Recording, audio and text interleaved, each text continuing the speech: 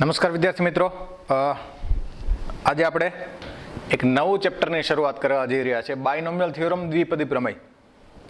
તમારી ટેક્સ્ટબુકની અંદર આ 7મું ચેપ્ટર જે છે ક્રમ છે અને સંચય, એના પછી 8મું ચેપ્ટર આપેલ છે દ્વિપદી પ્રમેય, બાયનોમિયલ થિયોરમ. દ્વિપદી એટલે શું થાય? પ્રમેય એટલે ખબર જ છે, બરાબર? એના માટેનું કોઈ એવું સત્ય સનાતન હોય એને શું કહીશું આપણે? પ્રમેય. પણ દ્વિપદી એટલે શું થાય? બાયનોમિયલ એટલે શું થાય? જેમાં બે ચલ આપેલા હોય, જેમાં બે ચલ આપેલા હોય એને શું કહીએ છીએ આપણે? બાયનોમિયલ કહીએ છીએ, બરાબર? એટલે બાયનોમિયલ થિયરમ શું છે એના વિશે સમજવા માટે આપણે જે જાણીએ છીએ એના વિશે પહેલા એક વખત ડિસ્કસ કરીએ એટલે ખબર પડે. a પ્લસ બી એની એક ઘાત, a પ્લસ બી ની એક ઘાત શું આવે? a પ્લસ બી જ આવે. આ આપને ખબર છે, બરાબર? a પ્લસ બી ની બે ઘાત, આના બરાબર શું આવશે? a square plus 2ab plus b square, બરાબર? a પ્લસ બી એના ઘનનું સૂત્ર આપણે જાણીએ છીએ, અને જો ના જાણતા હોય તો શું કરી શકાય? a પ્લસ બી આનો વર્ગ આપને ખબર છે, ગુણાકારમાં a પ્લસ બી કરી નાખીએ તો પણ મળી જાય, બરાબર? એટલે આ જે a square plus 2ab plus b square છે એના ગુણાકારમાં a પ્લસ બી કરીએ તો પણ શું થઈ જાય? તો પણ મળી જશે. પણ આપણે શું કરીએ? ડાયરેક્ટલી લખી જ નાખીએ, બરાબર? આપણે ખબર છે a cube plus 3a square b, અથવા તો આ રીતે સૂત્ર આપણે આવડે છે, a cube plus b cube, a cube plus b cube plus 3ab into a plus બી.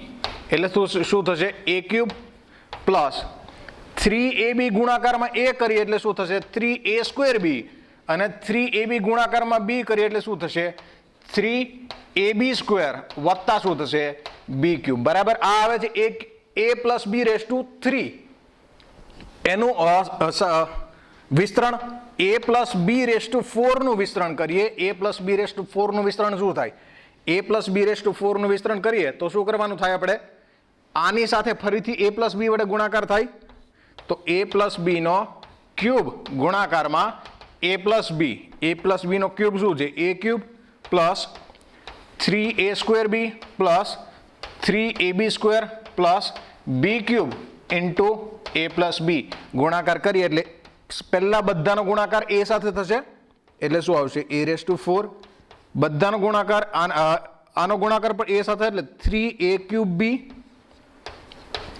આની સાથે ગુણાકાર કરીએ એટલે 3a સ્ક્વેર બી, આની સાથે ગુણાકાર કરીએ એટલે a into B cube, plus b સાથે ગુણાકાર કરીએ એટલે a cube B, plus b સાથે ગુણાકાર કરીએ એટલે 3a સ્ક્વેર બી સ્ક્વેર,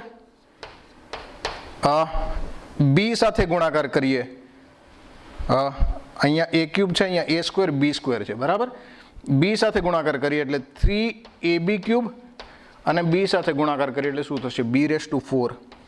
તો a રેસ ટુ 4 આવે છે, 3a cube B plus a cube b એટલે કેટલા થશે?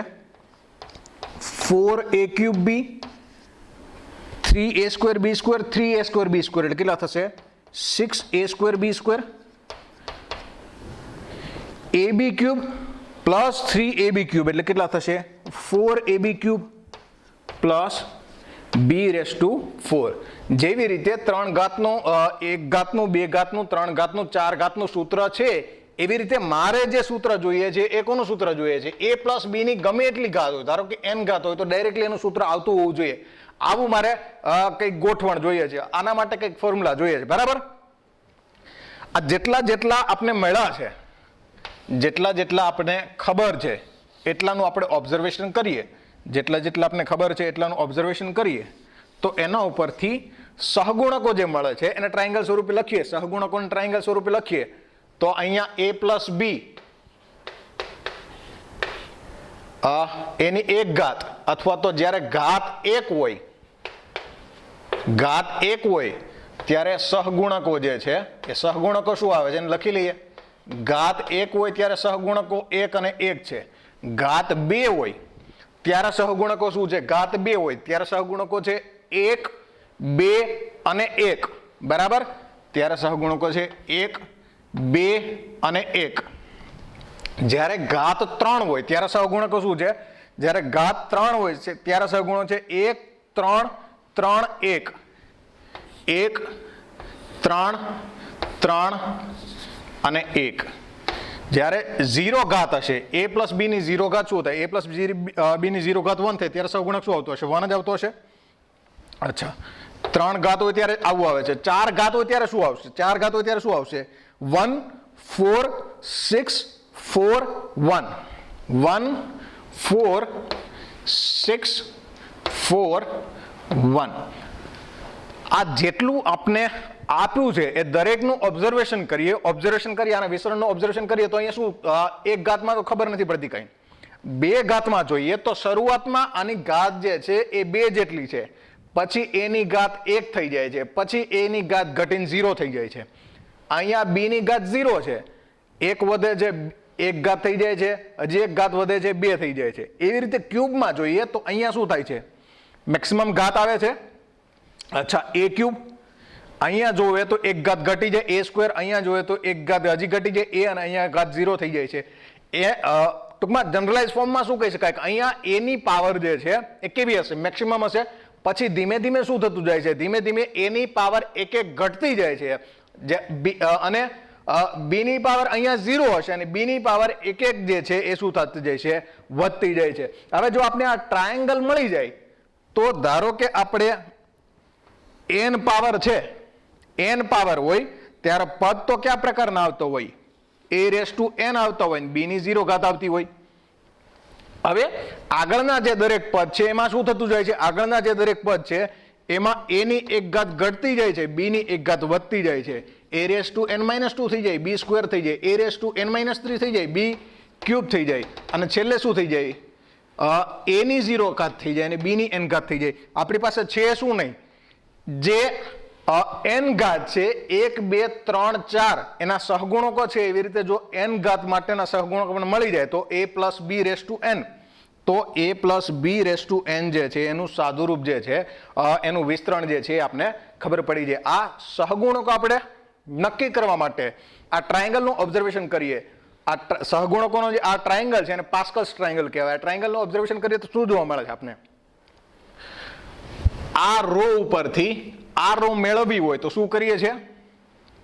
પહેલા અને છેલ્લામાં તો 1 જ છે, વચ્ચે આ જે આવે છે આ બેના સરવાળા જેટલું આવે છે, બરાબર. એના પછીની રો છે આ 3 ઘાતવાળી રો મેળવવી હોય તો પહેલા 1 છે, પછી આ બેનો સરવાળો 3 છે, પછી આ બેનો સરવાળો 3 છે અને પછી શું છે? 1. એવી જ રીતે અહીંયા શું થઈ છે? 1, આ બેનો સરવાળો 4 છે, આ બેનો સરવાળો 6 છે, આ બેનો સરવાળો 4 છે, આ બેનો સરવાળો 1 છે. તો પાંચમાની છઠ્ઠાની બધાની આપણે રો મેળવી શકીએ, બધાની રો મેળવી શકીએ તો a plus b raise two 5 નું પણ સાદુરૂપ મળી જાય અને a plus b raise two 6 નું પણ સાદુરૂપ મળી જાય. અહીંયા 5 માટે કહીએ તો 5 માટે સહગુણકો શું આવતા છે? 5 માટે સહગુણકો આવતા છે 1, પછી આ બેનો સરવાળો 5, પછી આ બેનો સરવાળો 10, પછી આ બેનો સરવાળો 10, આ બેનો સરવાળો 5 અને 1. બરાબર થાય છે એવું? હવે જો હું એમ કહું કે a plus b raise two 5, a plus b raise two 5 આનું સાદુરૂપ આપણે લખવું છે તો a plus b raise two 5 અહીંયા શું હશે? a 1 into a raise two 5 b raise to 0 plus 5 into a raise to 4 b raise to 1.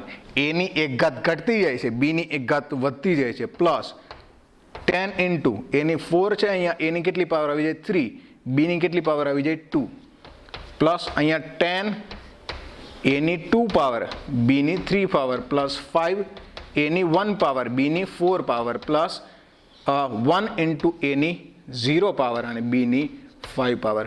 એવી રીતે આપણી પાસે જો આખો પાસ્કલ ટ્રાયેંગલ મળી જાય તો દરેકે દરેક જે છે એના માટેનું સાદુરૂપ આપણે મળી જાય. આપણે કામ શેના ઉપર કરવું પડે એમ છે? આપણે પાસ્કલ્સ ટ્રાયેંગલ ઉપર કામ કરવું પડે છે. પાસ્કલ્સ ટ્રાયેંગલ જે છે આખા n ઘાત માટે જો શું કહેવાય n ઘાત માટેના સહગુણકો આપી દે તો સીધા આમાં આપણે સહગુણકો લગાવી અને શું કરી દઈશું? સરવાળો કરી દઈશું. n ઘાત માટેનું સૂત્ર મળી જશે. પાસ્કલ્સ ટ્રાયેંગલનું હજી ઓબ્ઝર્વેશન કરીએ. પાસ્કલ્સ ટ્રાયેંગલનું આગળ ઓબ્ઝર્વેશન કરીએ તો શું મળે એમ છે જોઈએ.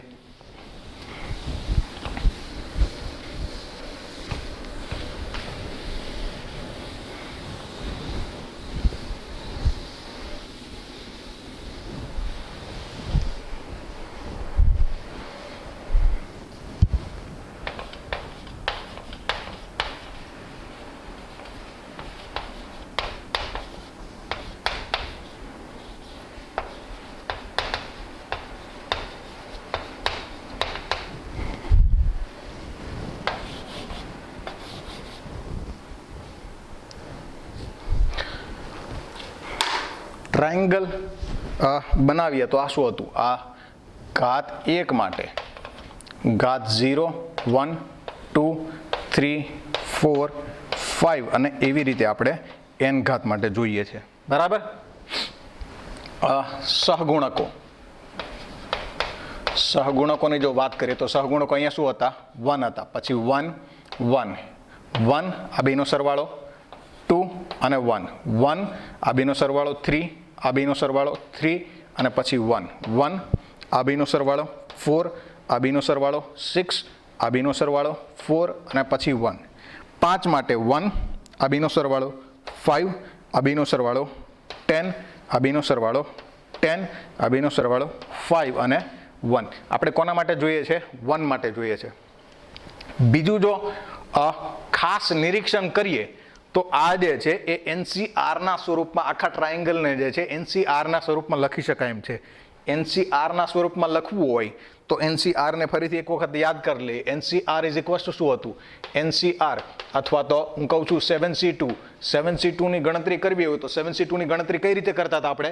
7C2 માટે 7 × 6 જેટલા નીચે છે એટલે સુધી વિસ્તરણ ડિવાઇડેડ બાય શું થશે? ડિવાઇડેડ બાય થશે 2 ફેક્ટોરિયલ એટલે કેટલા આવી જશે? 7 × 42 ના છેદમાં 2 આવી જશે 21. 5C2 માટે શું થશે? 5C2 માટે થશે 5 × 4/2 ફેક્ટોરિયલ 5 × 20 ના છેદમાં 2 એટલે કેટલા આવી જાય? 10. એવી જ રીતે ધારો કે હું 7C5 માટે શોધવું હોય તો આપણને ખબર છે NCR અને NCR n-r NCR અને n-r આ બેની વેલ્યુ કેવી થાય? ઇક્વલ. એટલે 7C5 અને 7C7 - 5 એટલે કે 7C2 આ બેની વેલ્યુ કેવી થશે? આ બેની વેલ્યુ ઇક્વલ થશે, બરાબર. તો આ આખો જે પાસ્કલ્સ ટ્રાયેંગલ છે એ પાસ્કલ્સ ટ્રાયેંગલને આના ફોર્મમાં NCRના ફોર્મમાં લખવાનું ટ્રાય કરીએ. NCRના ફોર્મમાં લખવાનું ટ્રાય કરીએ તો સહગુણકો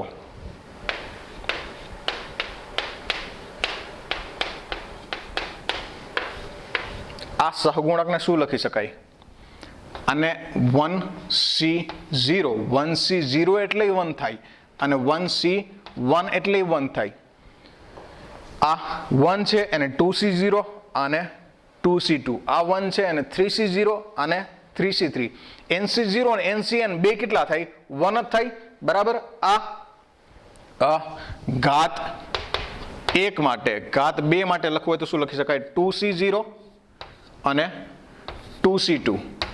ઘાત 3 માટે લખવું હોય તો શું લખી શકાય? ઘાત 3 માટે લખવું હોય તો 3C0 3C0 અને 3C3. હવે બાકીના વચ્ચેના પદ મેળવવા હોય તો 1C0 અને 1C1 આ બેનો સરવાળો કેટલો થાય? આપને ખબર છે NCR પ્લસ NCN - r આ બેનો સરવાળો કરતા ત્યારે શું કરતા હતા?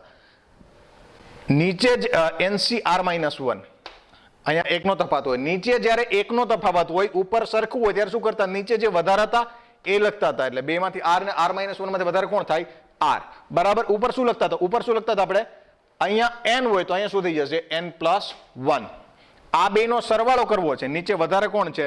1 છે એટલે એ લખશું C1. ઉપર શું લખશું? 1 છે એક એડ કરી દે તો શું આવી જશે? 2C1, બરાબર. આ બેનો સરવાળો કરવો છે. આ બેનો સરવાળો કરવો એટલે C1 અને 2 છે તો શું થઈ જાય? 3. આ બેનો સરવાળો કરવો હોય ઉપર સરખા છે ઉપર શું થઈ જશે? 3 થઈ જશે. નીચે કોણ વધારે છે? 2 એટલે 3C2. શું થઈ જાય છે? 3C0 3C1 3C2 અને 3C3. એનો મતલબ 4 ઘાતમાં ઓબ્વિયસલી શું આવતું હશે? આ જે 1 4 6 4 1 આવે છે એ શું હશે હકીકતમાં? 4C0 4C1 4C2 4C3 અને 4C4. એવી જ રીતે જો n ઘાત માટેના સહગુણકોની વાત કરીએ તો n ઘાત માટેના સહગુણકો શું હશે? n ઘાત માટેના સહગુણકો જે છે એ હશે NC0 NC1 NC2 NC3 up to ક્યાં સુધી હશે? NCN સુધીના સહગુણકો હશે. અહીંયા a પ્લસ b ની સહગુણકો જો આ પ્રકારના હોય અને a plus B raise to એનનું આપણે સાદુરૂપ લખવું હોય તો a plus B raise to n એનું સાદુરૂપ છે એ કયા સ્વરૂપનું આવતું હશે? a plus B raise to એનનું સાદુરૂપ જો લખવું હોય તો a plus B raise to n. શરૂઆતમાં સહગુણક NC0 છે. NC0 અહીંયા a ની n ઘાત b ની 0 ઘાત a ની n ઘાત b ની 0 ઘાત પછી સહગુણક NC1 છે એટલે શું થશે? NC1 a ની n માઇનસ 1 ઘાત a ની 1 ઘાત ઘટી જશે અને b ની 1 ઘાત વધી જશે b raise to 1 plus NC2 a ની કેટલી ઘાત થઈ જશે? NC2 a ની કેટલી ઘાત થઈ જશે? a raise to n minus 2 અને a ની 1 ઘાત ઘટી જાય ને b ની 1 ઘાત વધી જાય b સ્ક્વેર. એવી જ રીતે NC3 a raise to n minus 3 અને b રેસ ટુ 3. એવી જ રીતે NCN a રેસ ટુ 0 અને b રેસ ટુ n. આ શું થઈ જશે? આ દ્વિપદી પ્રમેયનું ફોર્મ્યુલા, દ્વિપદી પ્રમેય. બરાબર. a પ્લસ b ની n ઘાત કરવી હોય તો a પ્લસ b ની n ઘાત માટેનું ફોર્મ્યુલા શું આવશે? a પ્લસ b ની n ઘાત માટેનું formula a plus b raise to n NC0 a plus a raise to n b raise to 0 NC0 પછી NC1 a ની 1 પાવર વધી જાય છે a ની 1 પાવર ઘટી જાય છે b ની 1 પાવર વધી જાય છે. બરાબર. NC2 a raise to n minus 2 b raise to 2. NC3 a raise to n minus 3 b raise to 3. એવી રીતે NCN a રેસ ટુ 0 અને b રેસ ટુ n. બરાબર. તો આ જે છે એ દ્વિપદી પ્રમેય છે. દ્વિપદી પ્રમેયને વ્યવસ્થિત રીતે લખી લઈએ.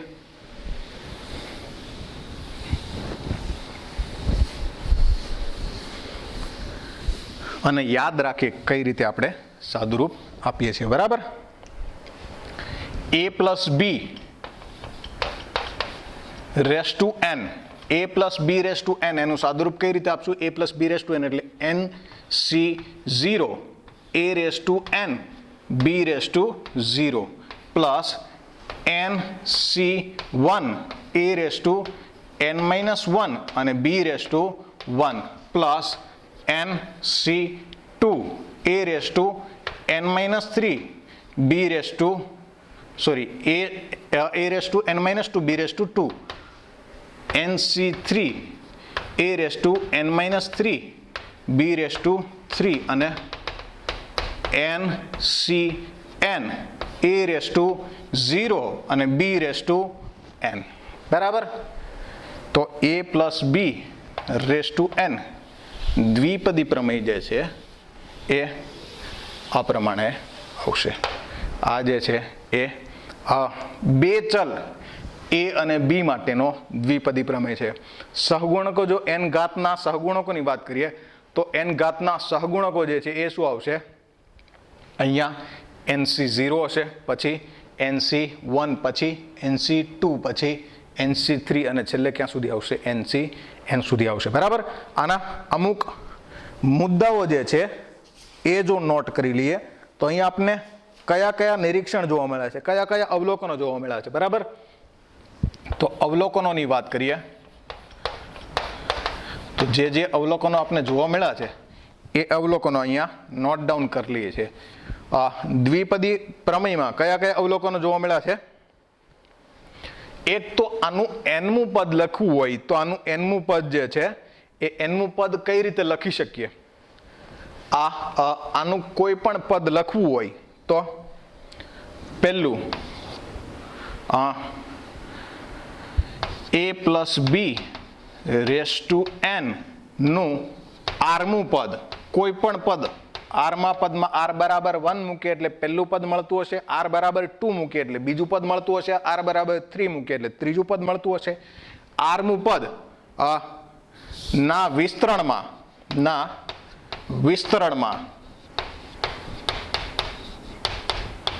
rમું પદ tr બરાબર પહેલા પદમાં શું આવે છે?